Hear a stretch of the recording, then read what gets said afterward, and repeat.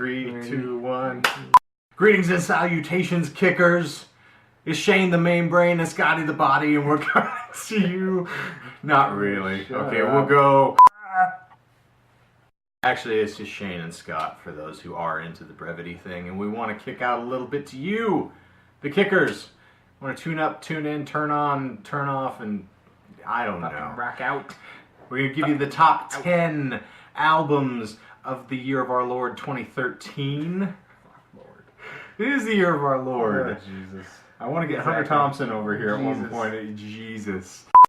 If you like what we do and we like what you do, this is the music that you got to hear. Indeed. Listen. Most definitely, without question. Are you listening? So we'll start with the oldest of the old school, which is going to be me. There's a lot of extremely odd resurgences here. But so my top 10, naturally I'm going to get harangued here. But number 1 with a bullet. To each their own. New Constellation by Toad the Wet Sprocket came out this year. Was an amazing record.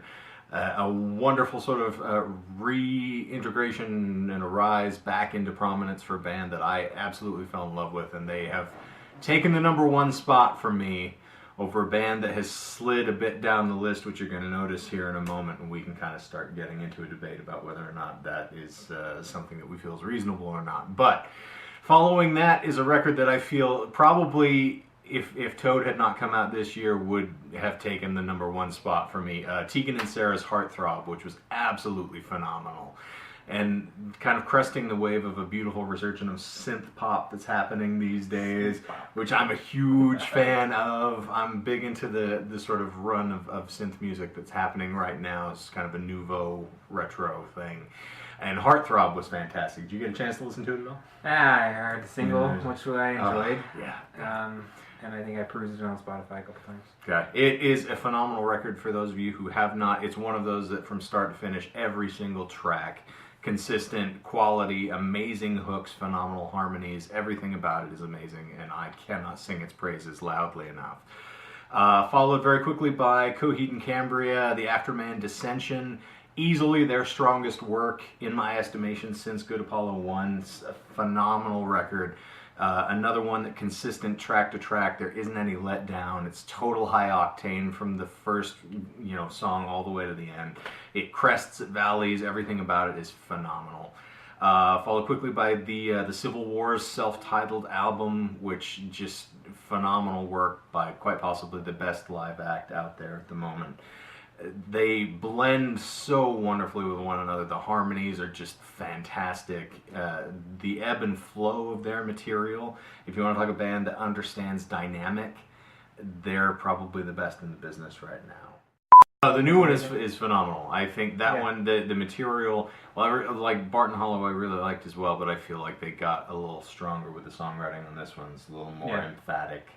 And naturally they had kind of their own discontent really happening, which always plays well with the dynamic of performers. It doesn't really work well emotionally, but it's great for the performance and for the music itself. This one is kind of a weird one to quantify, but I had to throw it in there just because it is kind of a dramatic reimagining. Yeah. But Mike Doughty's kind of quote-unquote greatest hits record, the reimagining of the soul-coughing material, Circle Super Bonbon, you did it in 27 different words. Yeah.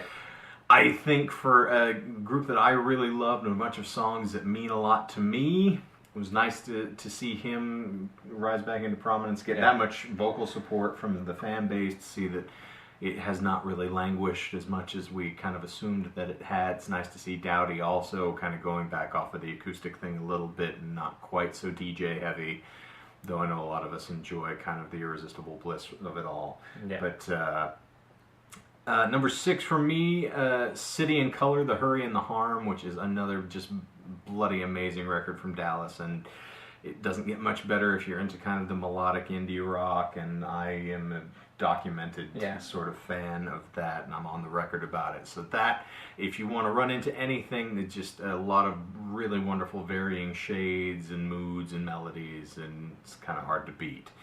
Blackout the Sun from Seven Dust comes in at number 7, which somewhat ironic, but not necessarily. That's another record I thought I really championed, just kind of being a return to form. Yeah. Lowry's back. Which is necessary for me as far as being a Seven Dust fan. Clint's kind of the bastion of that sound. Yeah. So it was really nice to kind of get them back, and the live show was phenomenal. Yeah. And so everything about it's great. This is kind of a surprise, and I was a little shocked myself that it made as much of an impact as it did. But the Bronx, their self-titled release that came out, of course, every album they release is called The Bronx, but so the 2013 edition of The Bronx is absolutely fantastic. And where I'm kind of a fickle fan of punk music, it's not something that's necessarily always in my zeitgeist and not something I cycle through. That record is just a wash in hooks. There's a lot of energy, just this beautiful, unquenchable sort of sense of urgency and energetic material that you just really cannot suppress. So loved that record. Very happy that it came out, and was thrilled to get a chance to review it as well. And now the surprise, coming in at number 9 for the band that has heretofore been sort of the apex of music for me, Alice in Chains, The Devil Put Dinosaurs Here. I might be belying how much I love this group still by putting it that low in, but the thing that kind of caught me off guard with this record, and really was a little disarming for me, is the sort of repetitive nature. It just became this really bizarre, like, heavy droning monolith of they kept repeating the same bloody riffs. Yeah. And the dynamic that used to be present with Alice in Chains, used to be this beautiful surge into the harmonies in the chorus, and they would sort of rise and fall. There's a really cool kind of dynamic, and now it seems like they just have started at point A and plow through the song. And it just, particularly in a song like Stone, I feel like they never really quite pull themselves back enough to have an effective swell.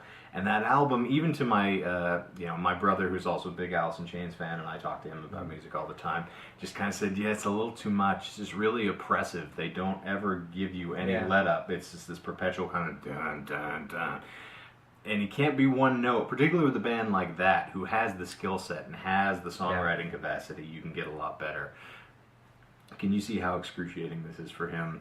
Because I'm a major talker, and poor Scott, he's just got to sit and listen to me just wax poetic. Number 10, Iron and Wine, Ghost on Ghost, another phenomenal Sam Beam, one of my absolute favorite songwriters, and a guy who just cannot be pigeonholed.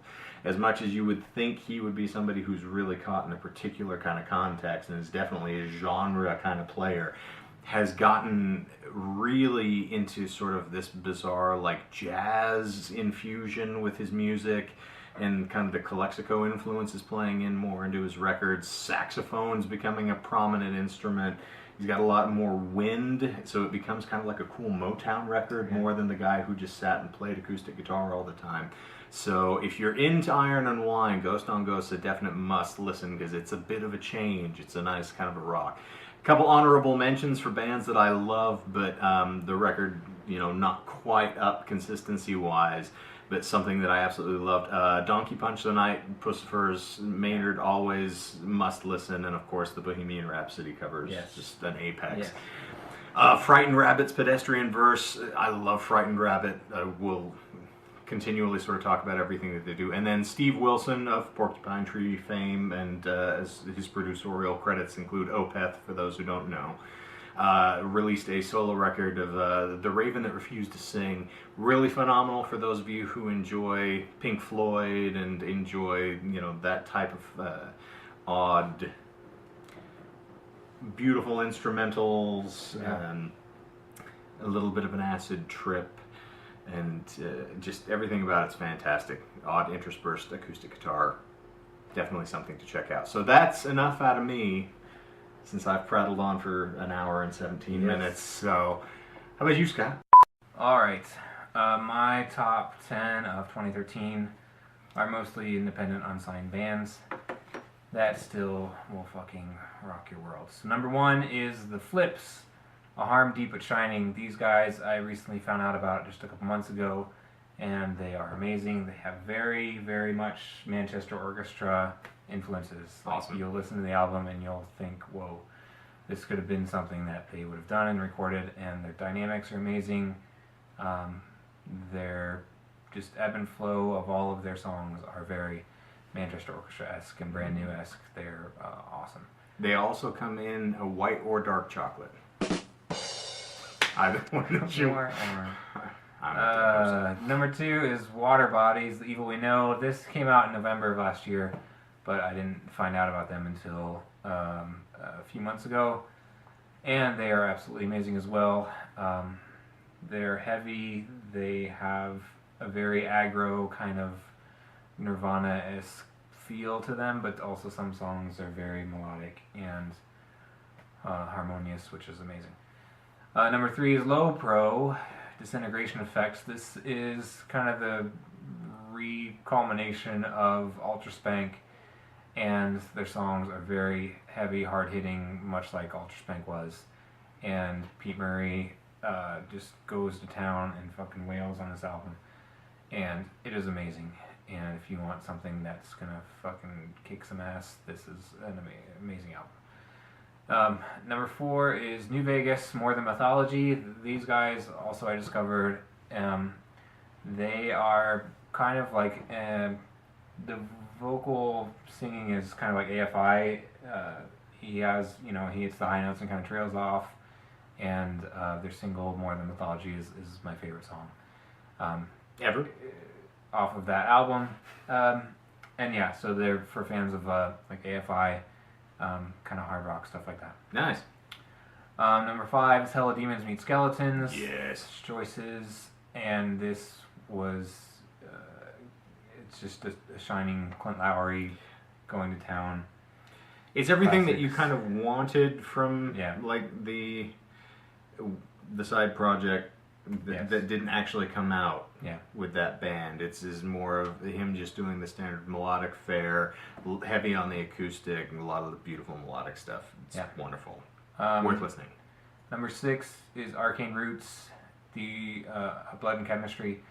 Now, these guys are from the UK, and they're very kind of every which way direction. They will bust out into some crazy ass screaming, and then 2 bars later, they're gonna hit some crazy harmony, and you never know what's gonna be. Like each of their songs is totally unpredictable, and they do it flawlessly and amazing, and they have good hooks. And on the other side, they just can get very guttural and blistering. It's a nice study in contrast. Yes, they're kind of like a System of a Down type thing, but the vocalist has a higher pitched voice, so he hits the high ranges, and it's awesome. Number 7 is Beijing Nights. These guys, they are very kind of moody. A lot of guitar bends in every one of their songs.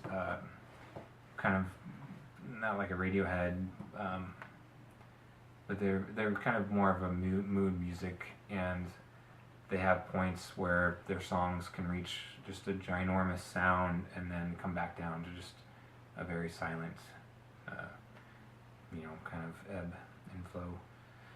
Number 8, Dead Letter Circus, The Catalyst Fire. This is their second album, and it is just as good as any of their other EPs or albums they put out. They just come with such intensity, and their instrumentation is awesome. They're from Australia, and You've been big on Dead Letter Circus Yes. for a while, so that's one of your Yeah. kind of... that album that hit my expectations very well. Number 9 is Steaming Satellites, Slipstream. This is a band from Austria that I covered on the site a few times, and this album is just kind of a crazy poppy rock. They don't use as much guitar work as they had on their first album. They put in more synthesizers and things like that, but they can amp you up and kind of get you going. Very good, like driving music, speeding, and then some songs are kind of more ballady, kind of a quiet, silent mood. Number 10 is The Material, Everything I Want to Say. This found them kind of more, I like this album more than their other ones because it was a little bit more angry, aggravated. Colleen, the vocalist, did a bit more screaming kind of vocals. It was more more projected. It kind of hit you a little bit harder than their other albums did. Not as plaintive as the previous release. Yeah, the first single, Life Fest, it had a great hook, and it has her kind of hitting her highest range, doing the whoa-ohs and all that things. So that was good. So honorable mentions, there's a lot, because I would have made this a top 20 list, but it's top 10. So quickly, they are Russian Circles Memorial album, a band called Bears and Company. They're amazing, also kind of very Manchester Orchestra-esque. I the Mighty, kind of a pop punk rock. This Patch of Sky, their album, it's like a post-rock epic. It's amazing. A band called Losers from the UK, and they are kind of a pop, well, not a pop, they're a synth rock kind of band. They opened up for Gary Newman recently on their tour, so they're getting very big, and their new album is called And We Shall Never Part. It's not released yet, but I have it and I listen to it, and it's amazing. Perks of the position, I suppose. Yes. Balance and Composure's new album was awesome. A band called Neighbors, which is abbreviated NGHBRS. I just came across them. I missed the initial boat on those guys, but I just found them out, and they are awesome. Middle Class Rut's new album is good. I didn't think it was as good as their first one, because I think the drums on this new album are too overproduced, and it drowns out the rest of the stuff. But it's still very good. State's new album, they just released this called Paradigm, and it's very kind of now / Tegan and Sarah. It's a female vocalist, but they kind of have a very moody, not so much pop rock like Paramore-esque, but more of a kind of a very cool mood on this album called Paradigm.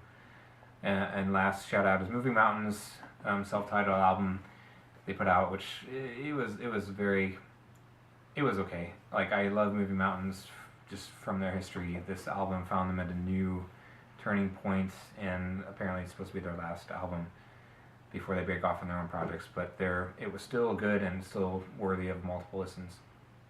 I will also kick in here, since we're adding asterisks for the 20. There's a couple things I forgot to mention. Big albums for me that didn't quite factor in as running. Weird Science, Red Light Juliet, not typically something that we tend to cover. Hip-hop's not really one of our mainstream runs, but it was a phenomenal record, and I've been screaming about it to everybody that I can.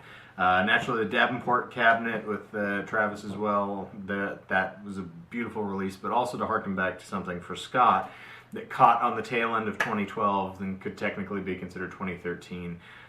Stellar Young, kind of an independent band out of New York, which we've really kind of been championing and that we absolutely love. Everything at Once is the name of the record. Phenomenal, kind of a fun-esque, maybe kind of a little bit of the format flavor, but not as much, and they kind of, that's not really something that they would sort of tout themselves as being. A little more of a rock-esque kind of band as opposed to being pop-driven. But a phenomenal record, something I've been screaming at the top of my lungs for quite some time, so definitely check them out if you have not heard them as well. Yes. Before we segue into Scott's now top 5, which is really more like, again, top 20 EPs for the year.